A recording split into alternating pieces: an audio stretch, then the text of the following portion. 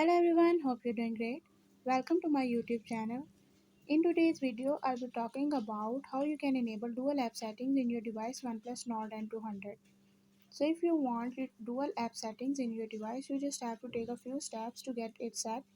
But before we talk about those steps, if you are new to my channel, don't forget to subscribe and press the bell icon so you won't miss any of my updates. Now watch this video till end and you will learn how you can enable dual app settings in your device.